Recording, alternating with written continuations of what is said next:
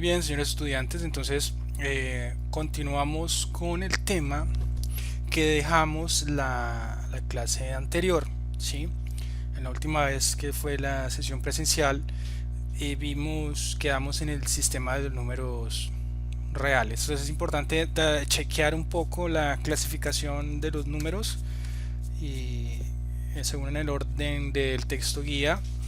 Entonces vamos a ver, tenemos los números enteros positivos, ¿sí? Que se representan con esta n, esta n resaltada, ¿sí? Entonces tenemos el 1, 2, 3 hasta infinitos, este conjunto de los números enteros positivos. Entonces es como que el que iniciamos en el estudio de las matemáticas en primaria.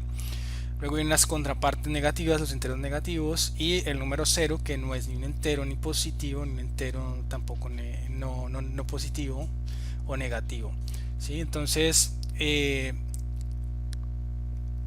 conjunto de enteros positivos con enteros negativos y el número cero hace parte del conjunto de los números enteros y se representa por esta z.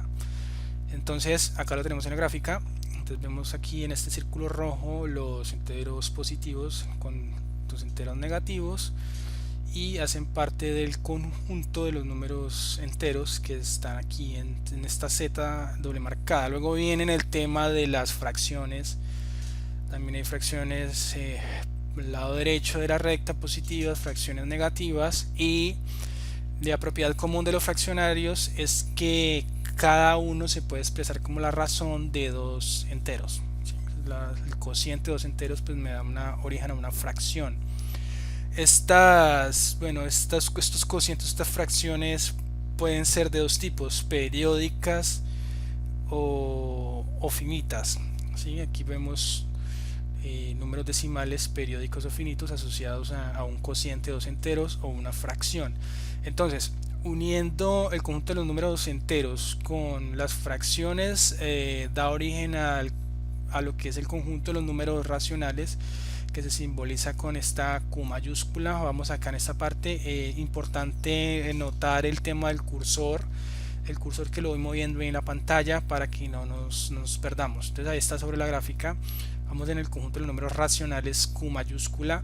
Luego vienen una serie de números que se denominan los números irracionales, que pues no están clasificados en los que hemos nombrado anteriormente, y son números que no se pueden expresar como razones de un par de enteros.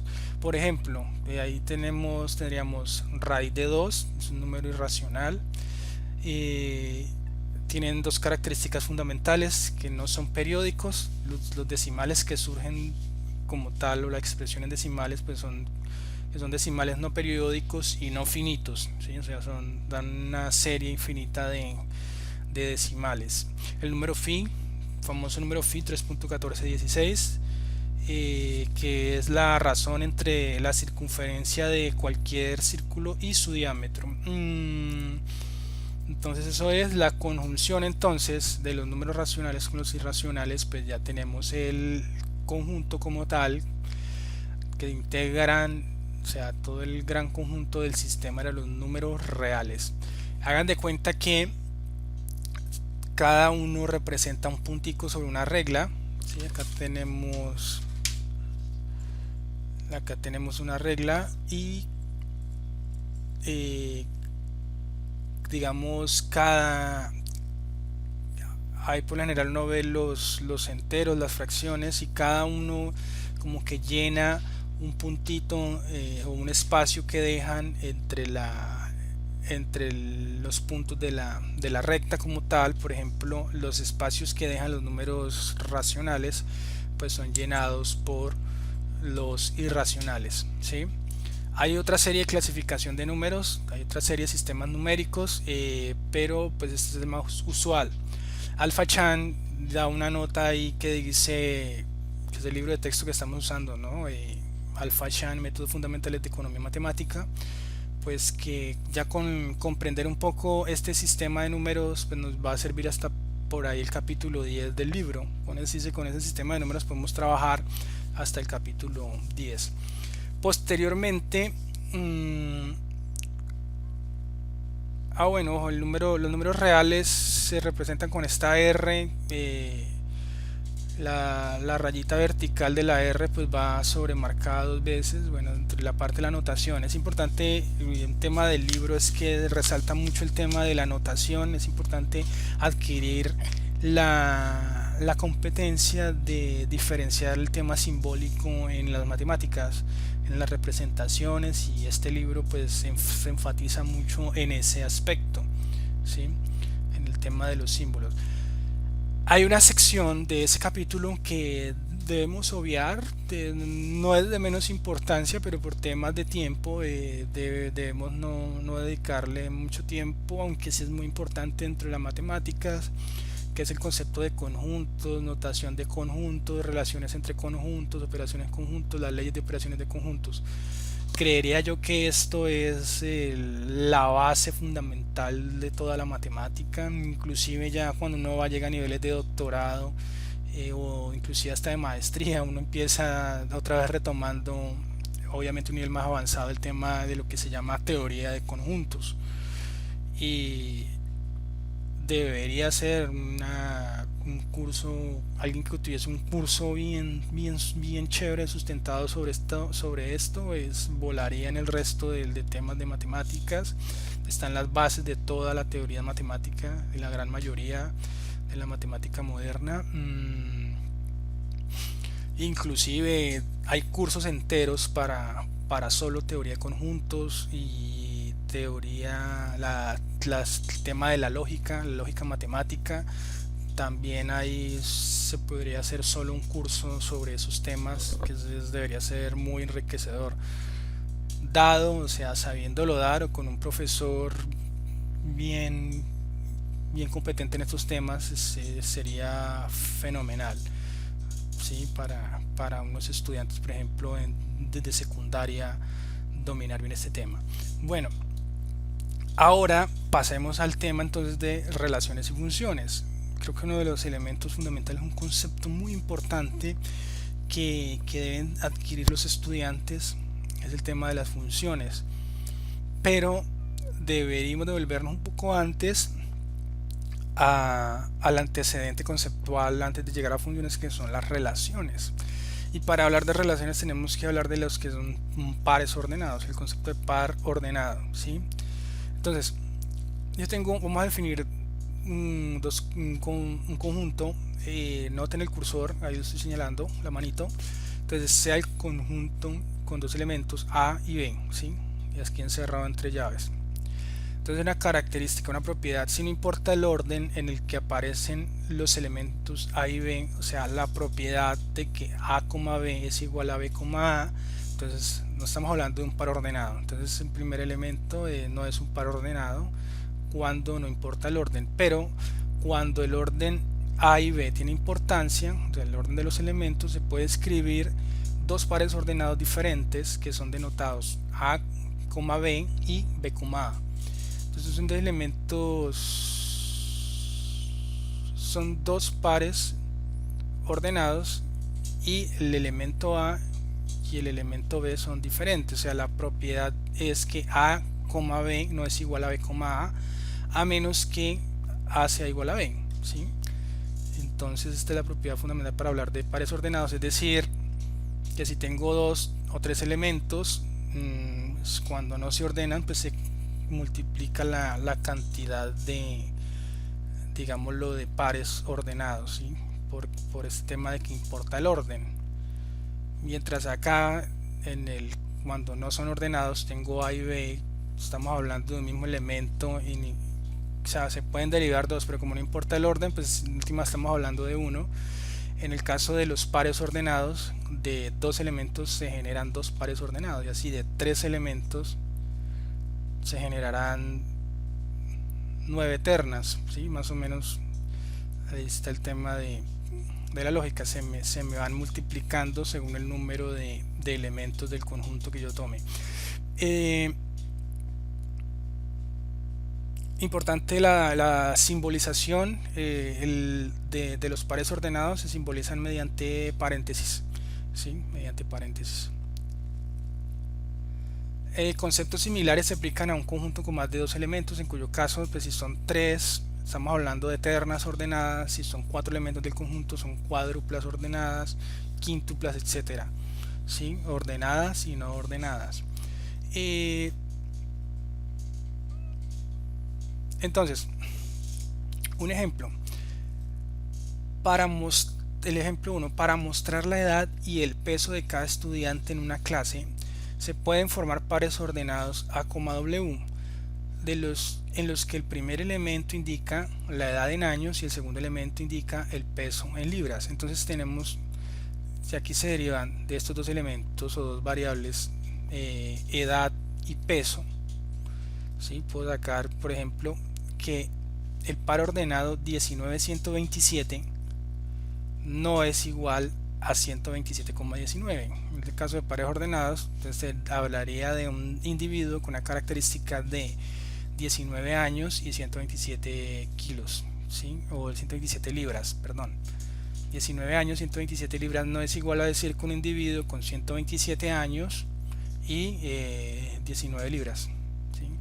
Entonces obviamente indican cosas diferentes. Además, el último par ordenado difícilmente se ajusta a algún estudiante en cualquier parte, ¿sí? Entonces es importante por eso el tema del orden para temas de significado como tal, a un contexto específico, a un problema que se está aplicando. En el ejemplo 2, cuando se habla del conjunto de los competidores en un juego olímpico, el orden en que se lista no tiene importancia y se tiene como un conjunto no ordenado, ¿sí? Podemos listar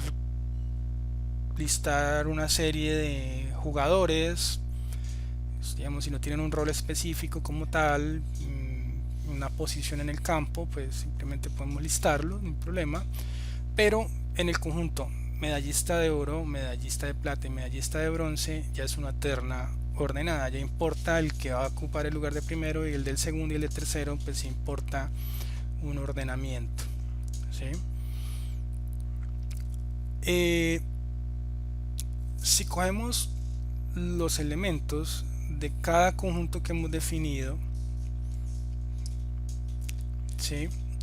Si cogemos cada uno de los elementos, por ejemplo, aquí en el conjunto A y el conjunto B pueden, digamos, representar cualquier número en la recta real, ¿sí? Puede ser, el elemento A puede ser cualquier número y el elemento B puede ser cualquier número. Entonces yo puedo cruzar, si lo represento cada uno de los elementos posibles en una recta, puedo cruzar una recta en el elemento horizontal, pongo una recta horizontalmente y otra vertical, y lo que me va a suceder es esto. Yo después trato de graficar todos los pares ordenados de las diferentes combinaciones que puedo sacar, siempre y cuando el conjunto, por ejemplo, sean todos los números reales, por ejemplo, de un par ordenado, pues yo puedo graficarlo sobre lo que se denomina un plano cartesiano.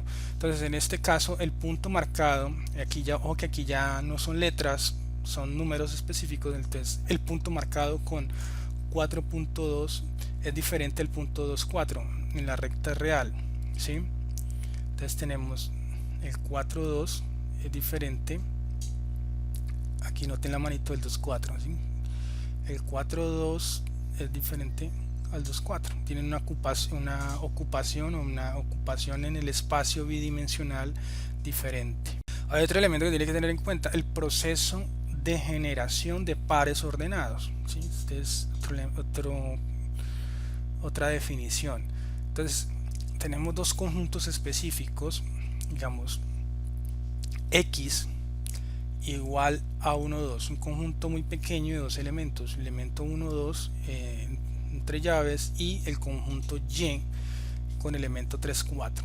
Vamos a generar el conjunto de pares ordenados, ¿sí? O el tema, el producto directo, o lo que se denomina como producto cartesiano. Entonces X por Y, noten el cursor, X por Y, ¿qué va a hacer? Entonces el primer elemento, la combinación, el primer elemento con el primero de Y, entonces eso es un par ordenado, que me da el 1, 3. El primer elemento de X con el segundo elemento de Y, que es 1, 4, entonces ya sería el segundo par ordenado, y así sucesivamente. Entonces queda 1, 3, 1, 4, 2, 3, 2, 4, da este conjunto de pares ordenados. Entonces X por Y es el producto cartesiano o producto directo de los conjuntos X y Y. Es un conjunto de pares ordenados. Entonces aquí que ya estamos hablando, una cosa es un conjunto de elementos y otra cosa es un conjunto de pares ordenados. El conjunto de pares ordenados X por Y entonces es igual a esto, y noten que dentro del tema de conjuntos uno puede enumerarlos por extensión. Que vemos es el conjunto de pares ordenados, digamos, enumerados por extensión. Entonces una forma de enumerar cada uno de los elementos del conjunto. Entonces uno escribe cada uno de los pares ordenados, o también se puede describir el conjunto por comprensión, que es como la forma generalizada.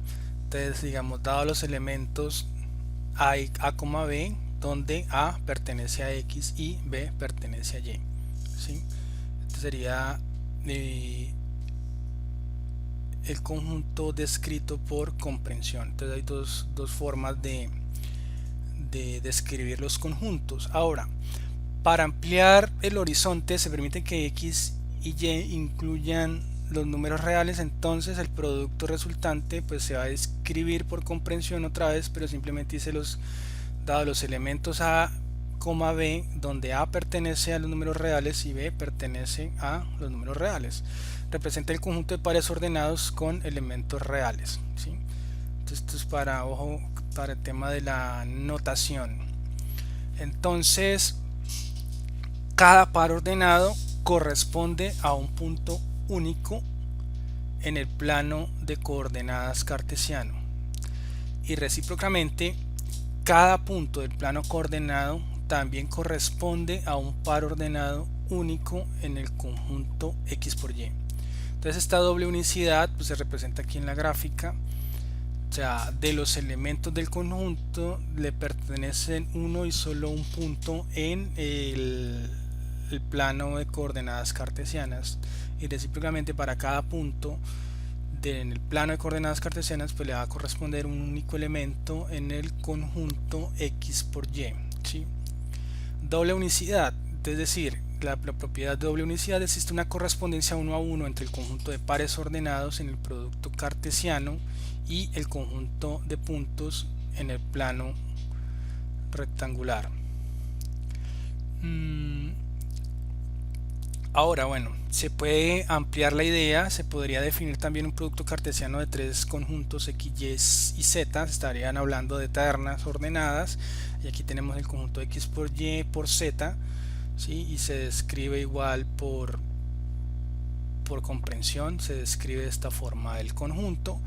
En este caso estaríamos hablando, bueno, en este caso también se puede simbolizar los números reales. R por R quedaría R al cubo. Es una forma de simbolizar, digamos, el dominio de estos conjuntos. En el caso anterior, en el caso de ternas, pero en el caso de los pares ordenados pues también se puede de una vez resumir todo en el símbolo de los números reales al cuadrado, ¿sí? R al cuadrado. Y así para cada uno dependiendo de qué tan grande sea el conjunto, pues se definen también. Está el R cuadrado, R al cubo y R a la n para definir. Entonces, puesto que cualquier par ordenado asocia un valor de Y con un valor de X, cualquier colección de pares ordenados, cualquier subconjunto del producto cartesiano, ¿sí? Cualquier colección que yo tome en el plano cartesiano, o sea, es cualquier subconjunto. No tomaré todo el plano cartesiano, sino que puedo tomar una parte de él. Constituirá una relación entre Y y X. Entonces eso es para diferenciar una relación. Ahora, hay una propiedad específica, una condición para el tema del concepto de función, que es: dado un valor de X, uno o más valores de Y se especificarán mediante esta relación. En general, los elementos X por Y se escribirán ahora como X, Y, o sea, también se pueden especificar. De una vez se deja esta notación X, Y en paréntesis, la notación en lugar de A, B, ¿sí? Para notar todos los elementos del conjunto de pares ordenados X por Y. Entonces, Ahora miremos, ejemplo 3, el conjunto de pares ordenados x, y, ¿sí? Aquí ya está simbolizado, donde y es igual a 2x. Y aquí tenemos y igual a 2x. Es un conjunto de pares ordenados que incluye, por ejemplo, incluye los pares ordenados en el plano 1,2, 0,0, menos 1, menos 2. Esto constituye una relación y su contraparte gráfica es el conjunto de puntos que yacen en la recta como tal, en la recta y igual a 2x, como se ve en la figura 2.5.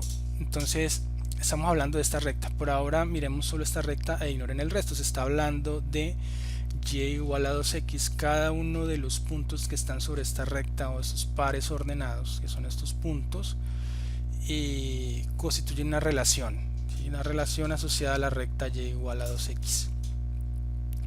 Ahora noten este otro ejemplo, el conjunto de pares ordenados xy donde y menor o igual a x, que consiste en los pares ordenados tales como 1,0, 1,1 y 1,-4 constituyen otra relación, ¿sí? Este es otro ejemplo. Los dos ejemplos, el ejemplo 3 y el 4, son ejemplos de relaciones. En la figura 2.5 este conjunto corresponde al conjunto de los puntos en el área sombreada que satisface la desigualdad y menor o igual a x.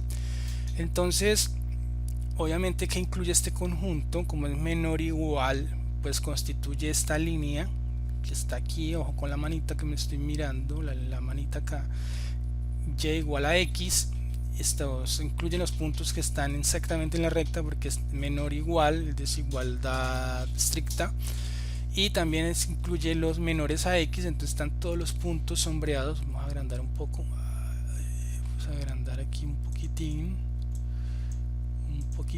acá se ve mejor, ¿sí? Entonces estamos hablando de todos los puntos que están sobre la recta y igual a x, y los puntos que están por debajo porque es menor igual y menor igual a x. Entonces también están todos los puntos por debajo. Pero aquí viene el detalle del concepto de función, muy importante. En el ejemplo 3 se dice que y es una función de x representado como y igual a f de x. Entonces aquí llegamos al concepto de función, y igual a f de x. En el ejemplo 3, es decir, esta línea recta y igual a 2x es una función, ¿sí? Porque tiene la propiedad, una función es un conjunto de pares ordenados con la propiedad de que cualquier valor x determina un valor de y único, ¿sí? Es una relación. En este caso, ¿qué ocurre con el? Debe resultar claro que una función debe ser una relación, pero es posible que una relación no sea una función. Ahora, ¿cuál es el otro tema? En el ejemplo 2, en el ejemplo 4, estábamos hablando de que y menor o igual a x. Estamos hablando que son todos los puntos sobre la línea y igual a x y por debajo de la línea, es decir, toda esta área sombreada. Pero aquí hay una particularidad. Si ustedes trazan, por ejemplo, un punto, el punto A, y trazan una línea vertical, se van a dar cuenta que este A es el único elemento del conjunto X, pero para cada A yo puedo encontrar pares ordenados asociados a varios valores de Y, ¿sí? Del conjunto Y. Entonces en ese caso estamos hablando de una relación, pero no de una función, ¿sí? En ese caso no es función. En el ejemplo 4, esta relación y menor o igual a x es una relación, pero no es una función. ¿Por qué? Porque para cualquier valor de x no estaría determinando un solo valor único de y, sino que está determinando varios, ¿sí? En este caso, por ejemplo, tenemos para x igual a 1, entonces tenemos 1, x igual a 1, pero también hay un y0, y para un x igual a 1 hay un y1, y para un x igual a 1 hay un y menos 4, que son todos los asociados para este punto A. Supongan que este sea el 1, entonces si yo trazo una recta vertical me voy a encontrar con varios pares ordenados que están asociados a ese 1, ¿sí? A ese elemento 1 determina varios valores de y. Mira, acá está medio borrosa la desigualdad. Entonces es importante tener en cuenta ese concepto de lo que diferencia una función con respecto a una relación.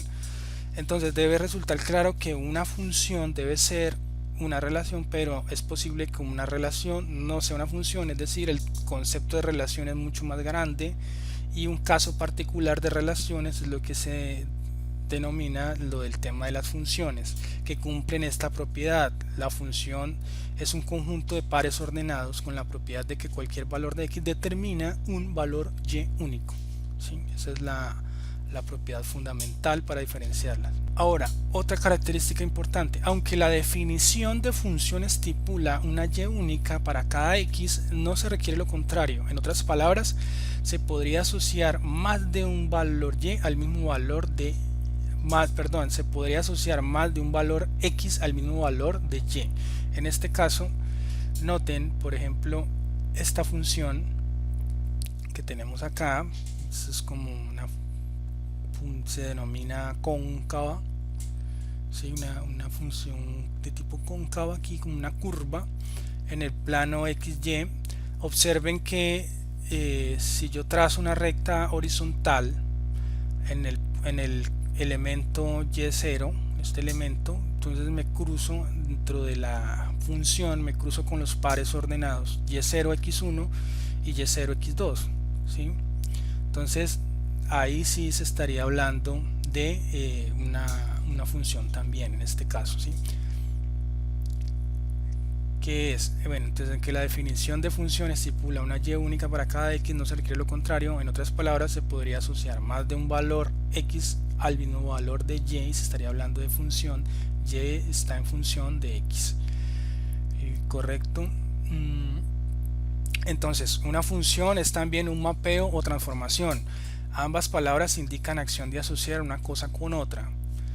En la expresión y igual a f de x, noten el cursor, la notación final f podría ser interpretada como una regla mediante la cual el conjunto x mapea o se transforma en el conjunto y. Entonces se puede escribir, y esto aquí es otra forma simbólica, ¿sí? También que significa el mismo concepto, o asociado a esta forma simbólica el mismo concepto, es decir, y está aquí, de esta parte, y igual a f de x, es decir, y está en función de x, o el conjunto y está en función del conjunto x, y aquí también podemos representarlo como f dos puntos x raya flecha y esta flecha lo que me está haciendo el tema del mapeo o transformación, me está simbolizando el mapeo o transformación esta flechita, ¿sí?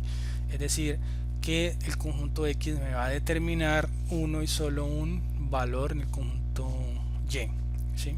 Esta es otra forma. Entonces es muy importante el tema de los símbolos, la simbolización de cada concepto matemático. Puesto que f representa una regla de mapeo particular, se debe emplear una notación funcional distinta para denotar otra función que pudiera aparecer en el mismo modelo, ¿sí? Entonces es muy importante, o sea, se usa la f por defecto, pero si hay más de otra serie de funciones que relacionen el mismo conjunto x, por ejemplo, entonces toca darle otra notación. Los símbolos usuales usados para este proceso son G o F mayúscula o G mayúscula, o las letras griega phi o la letra griega PSI, o las mayúsculas de ambas, de la letra griega phi y de PSI.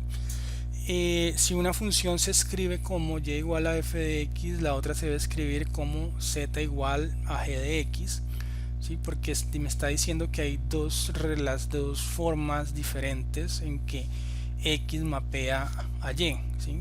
Entonces no es lo mismo que mapee o transforme x a y cuando está en función, cuando está en una función f, que cuando x mapea en z con una función g, ¿sí? Una función de tipo g. Entonces, para tratar de diferenciar que los procesos de mapeo o transformación son diferentes, y hay que tener muy en cuenta eso. O bien z está en función phi de x, ¿sí? Y también se puede simbolizar una función de la siguiente manera: y igual a y de x y z igual a z de x. Estas son formas.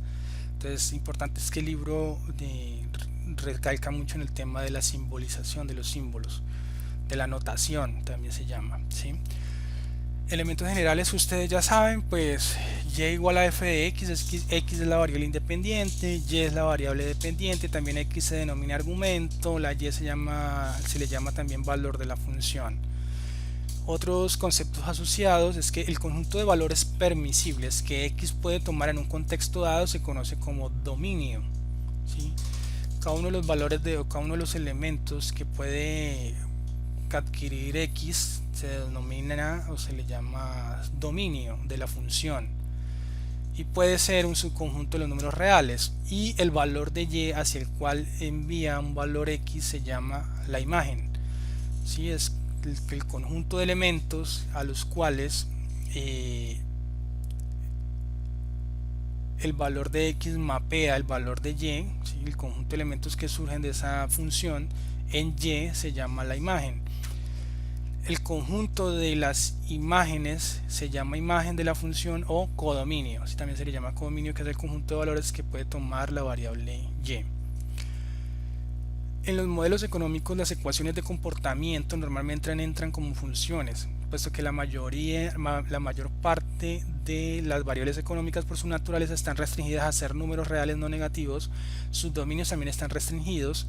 En economía la mayoría de las representaciones geométricas se trazan en el primer cuadrante, entonces en el cuadrante, en el lado superior derecho, es que se suelen graficar la mayoría de funciones de comportamiento o tipos de funciones aplicadas a la economía, porque se te suelen trabajar o tienen sentido los valores de funciones para números reales positivos, ¿sí? Es importante tener en cuenta. Entonces el dominio está restringido a un subconjunto de los números reales, que son los números reales positivos, ¿sí? Por ejemplo, no podemos hablar de un modelo económico, tratar de representarlo con una función matemática, un modelo económico que me dé, por ejemplo, un modelo de demanda que me den cantidades negativas, o que un consumidor demande cantidades negativas, o que un precio para un artículo de un precio negativo. En este momento estamos viendo, en los días de ayer, antier, digamos, estoy grabando el 23 de abril, por ejemplo, en el día de ayer o antier, si no estoy mal, se dio un ejemplo muy extraño en economía, que fue que el precio del barril, el precio internacional del crudo, del petróleo, WTI y otros indicadores de otros precios de cotización de petróleo, tuvieron precios o registraron precios negativos de cotización en bolsa, y es algo totalmente ilógico que se dio, digamos que es por primera vez. No sé si no he leído sobre algún antecedente en teoría económica que similar. Es algo supremamente extraño que dio, y todo el mundo está desconcertado por eso, ¿sí? Entonces aquí vemos la representación de lo que hace el tema del mapeo. Que lo que hace f, la función representa es algo que va a tomar cada elemento, cada insumo, es como un input o una información que llega del conjunto X, y dependiendo de los elementos que uno seleccione del elemento X ocurre un mapeo, una transformación. Aquí vemos a f simboliza eso, y f proyecta ese dominio al conjunto de las imágenes, cada uno de los elementos que va a tener y. Es decir, cada elemento en el conjunto X, noten el cursor, pues está asociado a un elemento y. ¿Cómo llega a los valores de y? Pues mediante una función que me va a describir, digamos, esa forma de comportamiento, ese mapeo o transformación de un conjunto al otro, ¿sí? Entre las relaciones, entonces, entre el dominio y la imagen, que son los conjuntos como tal para X en el dominio, y en la imagen para el conjunto de las Y. Si uno cruza de manera perpendicular las dos rectas, representa cada uno de los elementos en una recta y las cruza de forma perpendicular, se encuentra que pues encontramos con el plano cartesiano, y aquí se grafican los pares ordenados. En este caso, para el elemento x1, y1, entonces el par ordenado x1, y1 y el par ordenado x2, y2, ¿sí? Muy importante, aquí no tiene el cursor. Entonces esta f es una transformación o un mapeo particular que me relaciona esos dos conjuntos, de los elementos que están en X y de los elementos que están en Y. Pero esa f no puede simbolizar, por ejemplo, otro tipo de función, entonces toca darle otro simbolito si uno tiene, si uno está hablando de otra función de comportamiento diferente. Entonces lo que me está hablando acá, cuando uno habla de que si tiene otro tipo de relación entre esos dos conjuntos, pues ya se representa no con una f en la función, sino con una g o una f mayúscula, una g o una phi, ¿sí? O una psi o una z, etcétera, ¿sí? Esto es importante de ver el significado de la representación simbólica. Ahora acá tenemos el ejemplo de dominio de imagen. Entonces tenemos este ejemplo. El costo total C de una empresa por día es una función de su producción diaria. Entonces acá tenemos esta función y el costo, ¿sí? C es igual a 150 más 7Q, donde Q pues simboliza la producción, la cantidad de producto. Entonces pues está en una relación lineal por cada más, o sea, ya que uno ve por el símbolo, por los símbolos de la ecuación, que al mayor nivel de producción mayor van a ser los costos. Hay una relación ahí lineal. Entonces, la empresa tiene una capacidad límite de 100 unidades. Eso me lo está diciendo el problema. Me planteé que tiene una capacidad límite de 100 unidades de producto por día. ¿Cuáles son el dominio y la imagen de esta función de costo? Entonces, el dominio es cada uno de los elementos o valores que puede tomar la variable independiente, en este caso Q. Entonces, el conjunto como tal, para definición o definirlo por comprensión, el conjunto, entonces el dominio D es igual a Q, donde Q está entre mayor o igual a 0 y entre menor o igual a 100. Entonces, ¿de dónde sale el 100? Pues me lo dio el problema. Entonces, tiene que leer detenidamente el problema y entenderlo. Entonces me dice que tiene una capacidad de producción diaria de 100 unidades. Entonces este es el valor máximo. ¿Y por qué mayor o igual a 0? Pues porque lo había dicho anteriormente, en economía todo el centro de análisis están en la mayoría, la gran cantidad de modelos económicos y temas funcionales se circunscriben a elementos positivos, y estamos hablando de producción positiva, precios positivos, etcétera. Entonces ese es el dominio, y dado para cada uno de estos posibles valores que pueda tomar Q, entonces está asociado a un solo valor de cada uno de los elementos el cual constituye el conjunto Y. Pero el conjunto Y, digamos, puede ser en alguna medida, la imagen puede ser todos los reales, pero aquí como está acotado el dominio, también va a estar acotada la imagen. Digamos, en este caso la variable dependiente, pues aquí ojo que no es C, no es Y, es C. Entonces C va a estar, entonces yo le doy 0, si le doy valor 0 a la cantidad, en este caso sería 7 por 0, 0, pues me quedaría que la imagen en C va a ser 150, que la tengo acá, 150. Y si yo reemplazo 100, que es el valor máximo el que pueda tener el Q, entonces aquí lo reemplazo en la ecuación. 7 por 100, 700 más 150 son 850, que es el valor acá máximo también en la imagen. Entonces esto para definición de dominio e imagen, que simplemente está asociado a los conceptos de conjunto que pueden tomar la variable independiente y la variable dependiente, ¿sí? Entonces ahora, tipos de función. Importante que este y igual a f de x aquí es como representación simbólica de una función en general. Es una función, una expresión general para el efecto de que un mapeo sea posible, pero la regla real de mapeo no se hace por consiguiente explícita. La regla real de mapeo, es decir, este y igual a f de x, la regla de mapeo puede ser una ecuación o un ¿sí? ¿Y cuántos tipos de ecuaciones hay? Hay muchas, ahora las vamos a ver, pero entonces lo que me quiere ver es que uno puede representar una función en forma general sin todavía definir una ecuación asociada a esto. Si la forma de mapeo no está asociada a lo que está diciendo ahí en esa parte del texto. Considere ahora varios tipos de función. Entonces lo que vamos a ver es, esta forma general puede tener diferentes especificaciones. cada una de los tipos de funciones representa una regla de mapeo distinta. Entonces, por ejemplo, tenemos la función constante, una función cuya imagen consiste solo en un elemento. Ejemplo, yo tengo la función y igual a f de x igual a 7 o y igual a 7.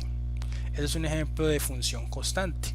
¿Sí? En la imagen hay un solo elemento. O sea, cada valor posible que tome x o la variable independiente va a estar asociado a un solo valor, un solo elemento en la imagen, ¿sí? O en la variable y.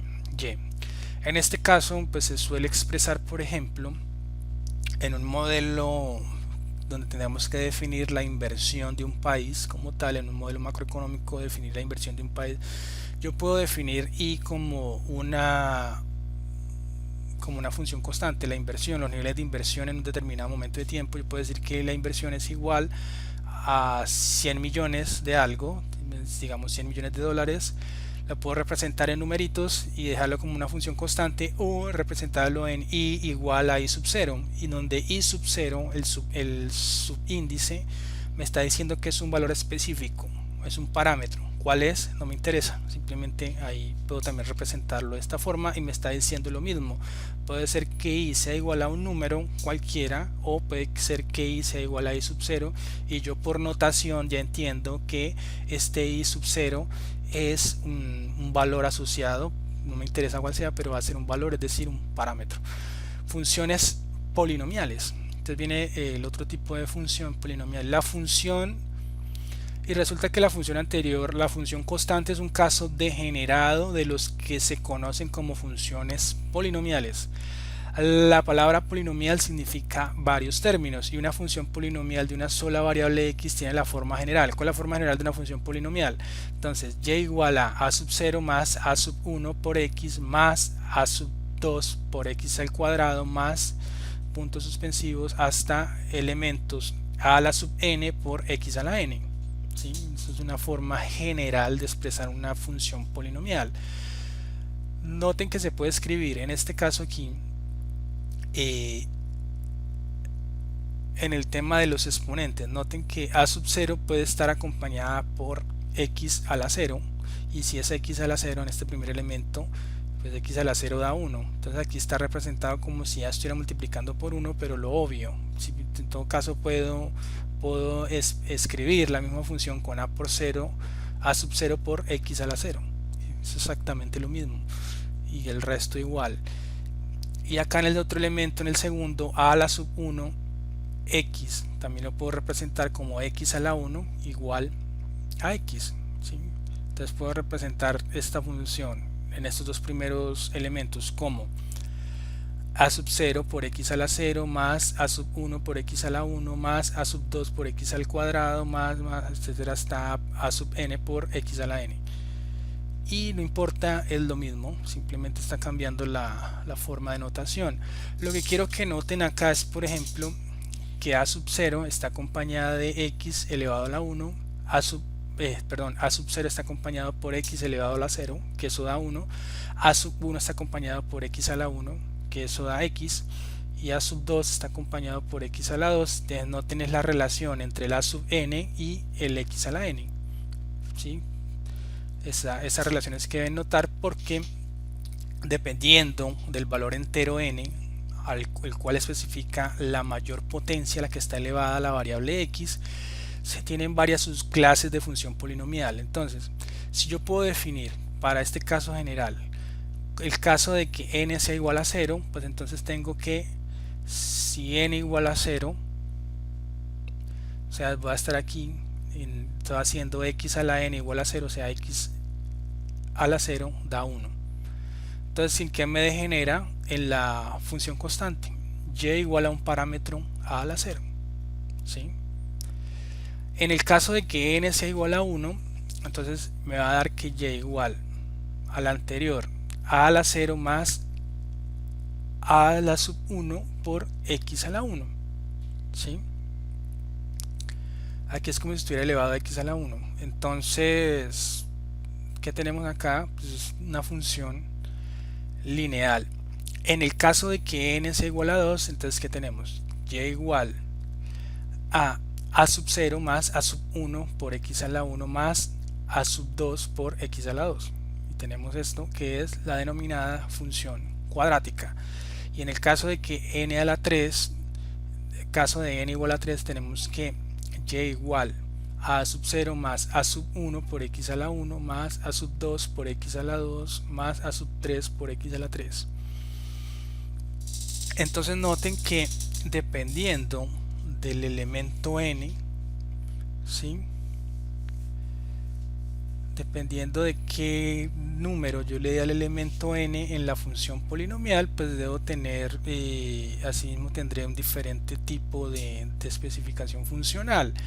Entonces en el caso de n igual a 0 es el caso de la función constante. ¿Sí? ¿Cuál es el n? El n es tanto el subíndice del parámetro como el número al que está elevado la variable x. En el caso, entonces repito, en el caso de n igual a 0 pues tenemos la función constante, en el caso de n igual a 1 tenemos la función lineal, en el caso de que n sea igual a 2 pues tenemos la función cuadrática y en el caso de que n sea igual a 3 tenemos la función cúbica. ¿Sí? Eso también, el número que tome n, pues también sería el grado de la función polinomial. Tenía entonces en el primer caso, cuando n igual a 0 es una función de grado 0, una función polinomial de grado 0, cuando n es igual a 1 es una función polinomial de grado 1, en el caso de 2 pues es una de grado 2 y en el caso 3 es una de grado 3. Esta forma de clasificar las funciones polinomiales. Y tengo entonces una serie de gráficas, cada una de estas funciones se puede graficar. Noten que tengo, esto es un tema genérico, están aquí en forma genérica, ¿sí? No le estoy dando numeritos a A, no le estoy dando numeritos a A0 ni a A sub 1, no le estoy dando numeritos y aún así las puedo graficar, aún así en esa forma general. Y puedo ver las formas, pero ahorita vamos a hacer algo interesante. Ok muchachos, entonces ahora que vamos a hacer unas cuestiones importantes que hay que aclarar. Entonces, fijémonos acá que hemos dicho que importante este concepto, que uno puede tener una función de una forma genérica y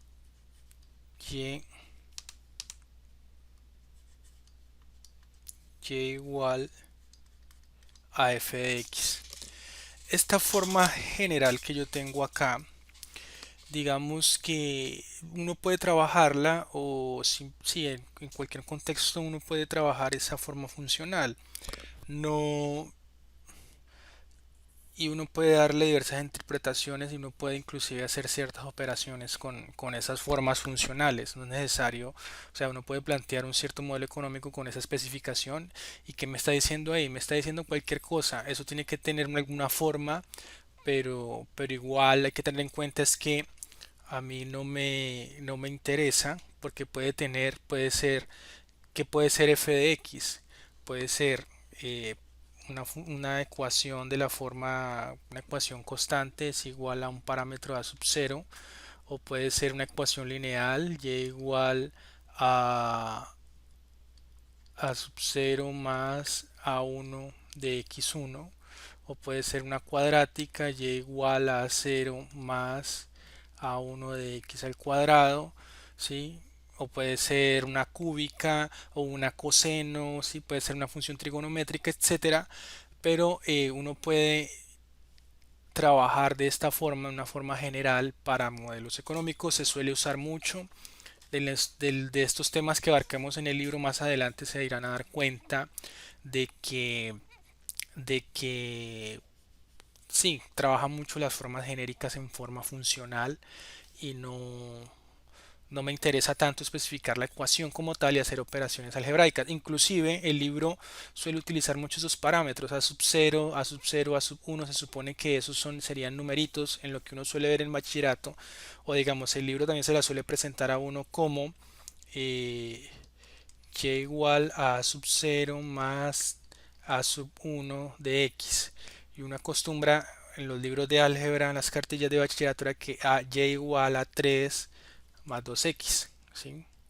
Uno estaba acostumbrado a ver esta forma, numeritos acompañados con letras y no simplemente letras con nombres raros o términos de letras griegas. Entonces para eso es un poco más desarrollar la abstracción y empezar a trabajar de esta forma, e inclusive podemos no darle de pronto esta forma ni siquiera en términos de letras y letras y parámetros, sino darle una especificación formal más general, pues en forma funcional general, y inclusive poder trabajar. Ahora, supongamos por ejemplo que eh, esta f y igual a f de x va a tener, digamos, esta forma, ¿sí? Digamos que en primera instancia va a tener y igual a alfa sub 0 más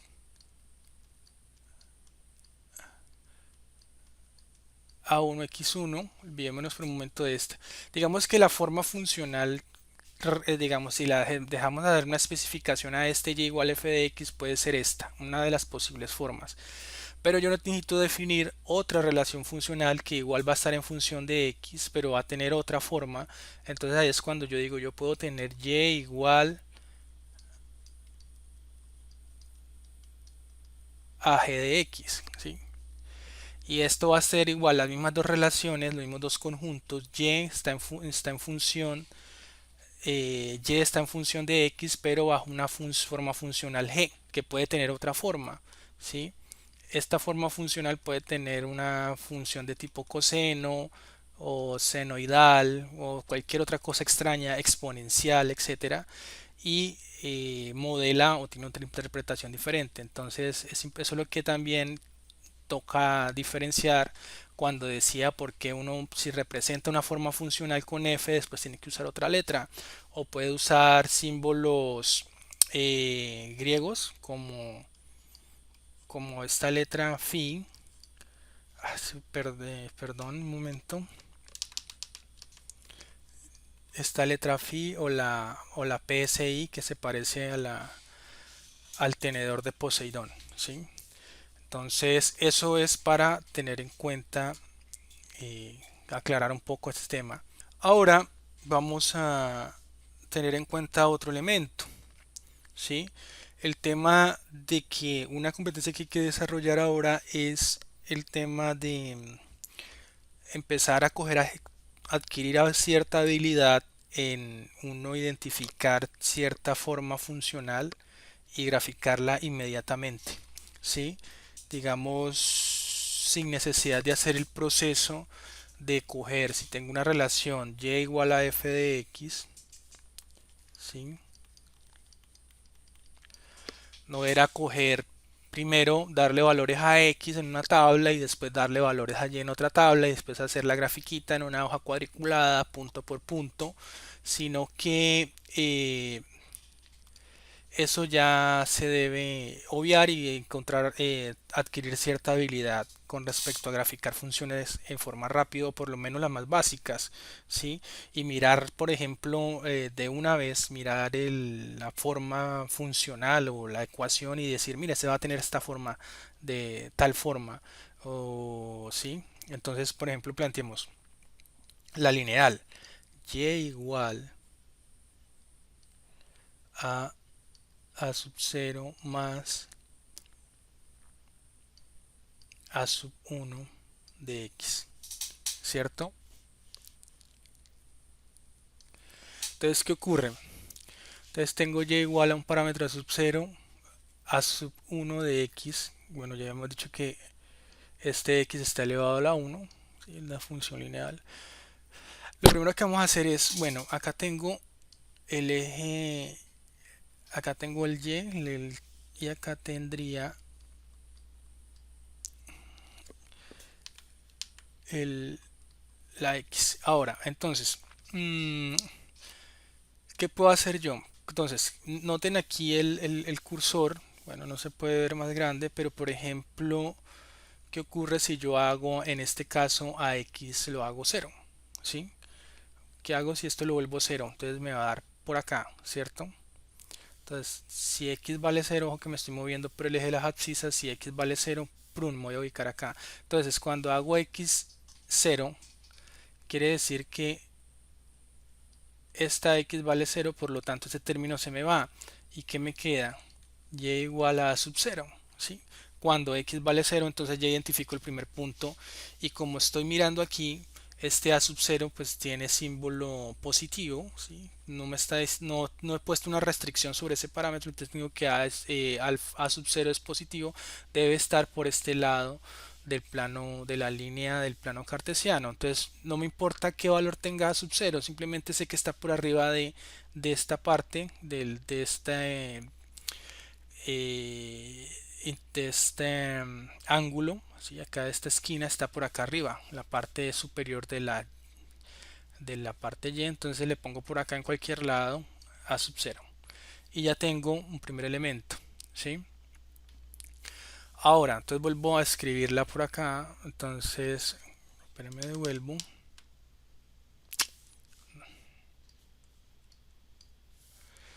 y vamos a escribirla otra vez, entonces me queda y igual a sub 0 más a sub 1 x.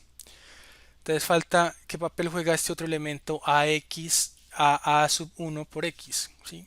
Entonces, pues nada, ¿qué va a decir que va a ser a sub 1? Pues va a ser como la inclinación que va a tener la recta cuando se incremente x por más de una unidad mayor a cero, ¿sí? Empieza a incrementarse una, 2, 3, así mismo que va a pasar acá, ¿cierto? Entonces lo que debe notar es que a sub 1, este parámetro que acompaña a x es positivo, por lo tanto va a tener una inclinación, ¿sí? No sé qué inclinación va a tener porque no sé qué número tiene a sub 1, ¿sí? Pero va a tener una inclinación y va a ser positiva porque a sub 1 es positivo. Si a sub 1 fuera menor a cero, pues la línea, y vamos a hacerla de otro color, la línea entonces tendría esta forma, ¿sí? Que es más o menos cuántas unidades disminuye por cada unidad que incremento x1, ¿sí? Por ejemplo, acá pasa por ejemplo, de 4 a 5, entonces esto me disminuye tantas unidades en y. Pasar de 4 a 5 me va a disminuir a sub 1 unidades de y, ¿sí? Entonces más o menos que me representa este parámetro que acompaña a la x, el a sub 1 es la inclinación y ya puedo rápidamente hacer un esquema de una función lineal rápido, ¿sí? O simplemente directamente dándole un valor a x, ¿sí? Ya encontrando aquí el intercepto, lo único que hago es darle un valor a x específico. Supongamos por acá, un punto por acá. Y ya solo encontrando dos puntos, noten que no necesito realizar toda la tablita que uno hacía en el bachillerato, sino ubicando dos puntos, un par ordenado acá, dándole un valor a x específico y1 x1 y a partir de ahí puedo trazar de una vez la línea con toda seguridad de que no de que esa va a ser o por ahí van a pasar todos los puntos de esa función, ¿sí? Ahora vamos a graficar la función constante, ¿sí? Digamos una función de esta forma y igual a sub 0, ¿sí? ¿Qué me está diciendo esta función? ¿Sí? Que independientemente como yo me mueva en el dominio y le dé valores a x, ¿sí? En el eje de las abscisas, cualquier valor que tome x en el dominio, ¿sí? Entonces vamos aquí a trazarla sobre esta línea, sobre el eje de las abscisas. ¿Qué va a pasar? Pues que lleva a tomar en algún punto el valor a sub 0. ¿Qué debemos notar de ese parámetro? Que ese parámetro a sub 0 es positivo, por lo tanto se ubica por este lado superior del plano cartesiano. Entonces ubiquemos un punto cualquiera, no me interesa saber el valor de a sub 0, simplemente lo ubico arbitrariamente en un punto cualquiera, sé que va a ir por ahí porque es mayor a 0, no es igual a 0, si fuera igual a 0 pues se ubicaba abajo en la intersección del plano.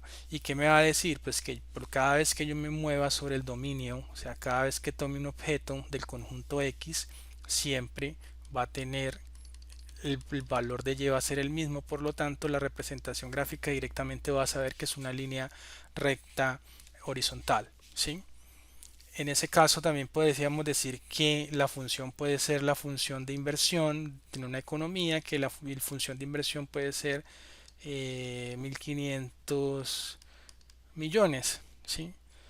Entonces aquí no iría la y, sino que iría la i mayúscula en este lado, y este a sub 0 pues sería, entonces no sería sub 0 sino serían 1500 millones, y esa sería la función de inversión. O también puedo hacer una función de esta forma sin utilizar la tradicional yx o y igual a alfa sub 0, sino usar esa notación tradicional. Yo puedo usar la i mayúscula igual a i sub 0, y entonces aquí no iría ni 1500 ni a sub 0 ni i sub 0, y es una línea recta horizontal. Esas son formas rápidas de graficar.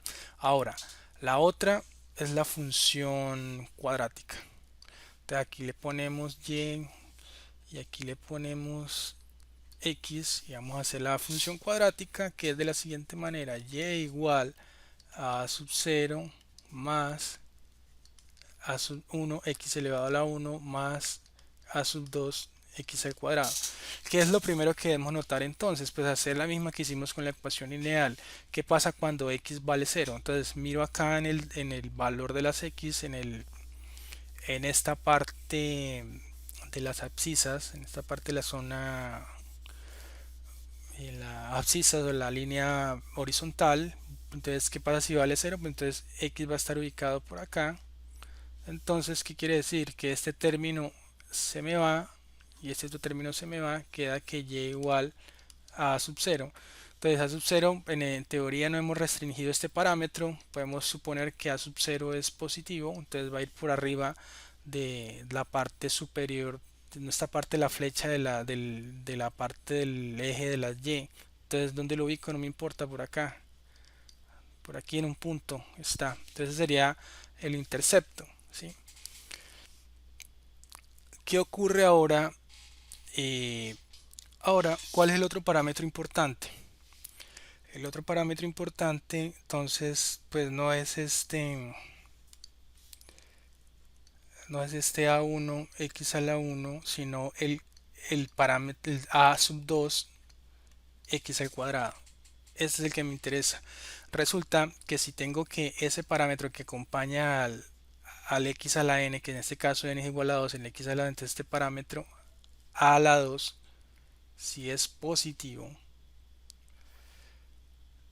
la curva va a tener esta forma. De una debo saber que va a tener esa forma, ¿sí? Ahora, ¿cómo la grafico rápidamente? Pues necesito usar la famosa ecuación que me va a ubicar. Bueno, aquí me equivoqué. Es esta forma más o menos. Entonces necesito ubicar los puntos de intercepto acá sobre el eje X. Necesito encontrar el X1, necesito encontrar el X2 y necesito encontrar este punto, que es este punto mínimo, ¿sí? Acá. Este punto, digámoslo y0, x sub 0, donde la curva llega a un mínimo de descenso y vuelve y se incrementa. Entonces, para encontrar solamente esos tres puntos con el punto a sub 0 que ya lo encontré cuando x vale 0, entonces para encontrar ese punto pues uso la famosa fórmula de x1, x2 es igual a al cuadrado a más b de raíz de 2a más b sobre, ya se me olvidó, era algo así, ahorita verifico y chequeo, ¿sí? Pero con esa puedo encontrar estos tres puntos, y con el punto A yo no las puedo graficar. Ahora, ¿cuál es el otro elemento? ¿Qué ocurre? Y esto me lo da esta curvatura de esta forma que se llama convexa, me la da el símbolo del parámetro A2. Ahora, resulta que si A2, que es que acompaña la X con el exponente cuadrado, es menor a 0, la curva va a tener esa forma. Va a ser de tipo cóncavo. Son elementos que deben tener y debemos tener agilidad para identificar esas propiedades de las ecuaciones para graficarlas, ¿sí? Eso eso digamos por ahí. Estoy aprendiendo a usar un dispositivo que me permite, digamos, de alguna manera escribir sobre esto. Vamos a ver, esperamos que me entiendan, si no, pues vuelvo y hacemos otro videito. Ahí en el libro está entonces las formas de las gráficas, lineal y cuadrática. Ahora, para entender más esto, pues podemos usar, y hay dispositivos web muy buenos para graficar directamente. Mire este Symbol Lab. Se llama graficadora Symbol Lab y yo puedo darle aquí y online directamente me grafica la 2X. Mire la 2X acá. ¿Sí? ¿Qué me dice esa función?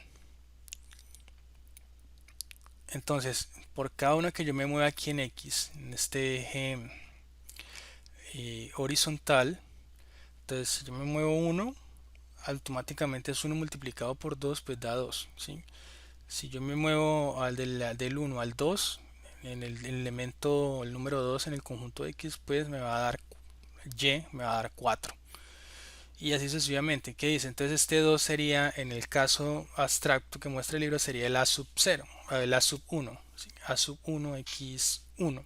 A sub 1 X elevado a la 1. ¿Sí? En este caso se cumple el papel, ese cumple el papel transformador S2. Digamos, pero ahorita yo puedo elevarla al cuadrado. Vamos a elevar ese X al cuadrado. Entonces tenemos simplemente X al cuadrado. Y cuando no está acompañado o está solo el tema de la X al cuadrado, pues resulta que el punto de inflexión de la función cuadrática está exactamente por la intersección entre el eje de las abscisas y el eje de las ordenadas. ¿Sí? A ver, ahora al x2 yo le pongo un 2x a la 2. ¿Qué ocurre? Como que se está contrayendo la apertura de la curva. Si yo le pongo 3, sí, efectivamente se contrae. 4, 5, 10. Ahí ustedes la ven. Ahora volvamos a lo negativo. Menos 2. ¿Sí ven? La curva se pasó en la anterior, que estaba por la parte de arriba, era convexa, ahora se volvió cóncava en esta forma. Ay, perdón. Se volvió cóncava, es decir, digamos que ahora parece una colina. ¿Sí? Aquí una colina, una montañita. ¿Sí? Y si le ponemos, volvemos el número más grande negativo, 10, se va cerrando y se va haciendo más puntuda la curva. Ahora dejámoslo otra vez positivo, me cambia, ¿sí? Acá. Entonces ahora montémosle un parámetro, el parámetro a sub 0. Entonces a este démosla simplemente x cuadrado.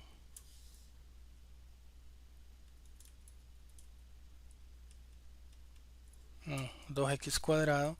Démosle el parámetro a sub 0, démosle un 2, más 2.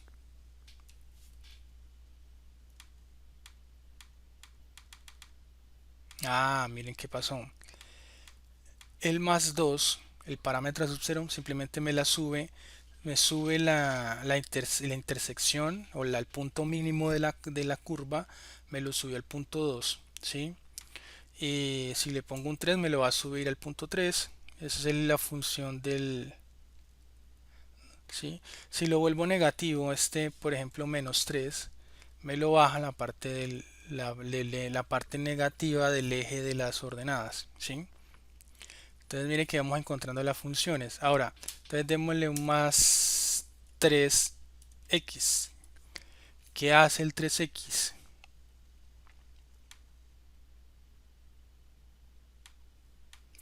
Entonces obviamente ya me lo corrió.